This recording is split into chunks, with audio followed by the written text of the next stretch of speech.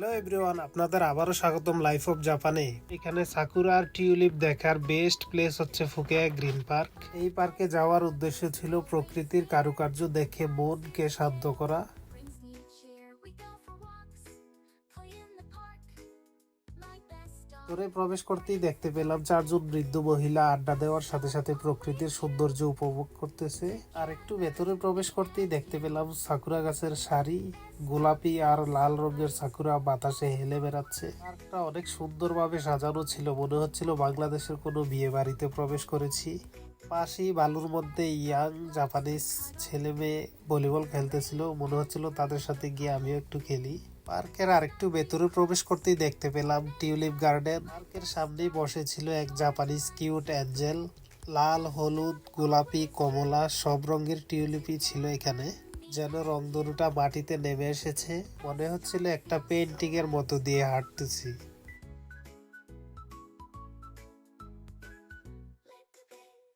My best dog is full of joy, running, jumping by my side. My best dog, in him I confide. ফুলগুলি কি যে সুন্দর ছিল, সরাসরি না আসলে বুঝতে পারবেন।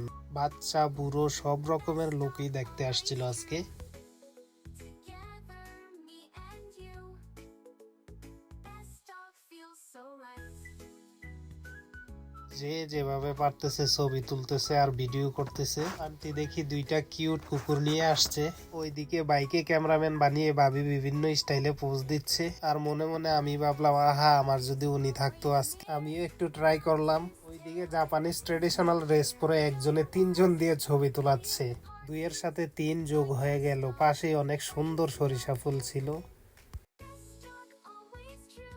সাকুরা শেষ পর্যায়ে এসেছে, ফুলগুলি বাতাসে ঝরে পড়তেছিল, কি সুন্দর লাগতেছিল। So right. পাশেই লাভ পয়েন্ট ছিল আমার, উনি তো আর আমার পাশে নেই, তাই আর ভালোবাসা বিনিময় করতে পারলাম না। তাই মনে একটু হাহাকার নিয়ে একটি সুন্দর গাড়ির পেছন পেছন বাসায় চলে গেলাম।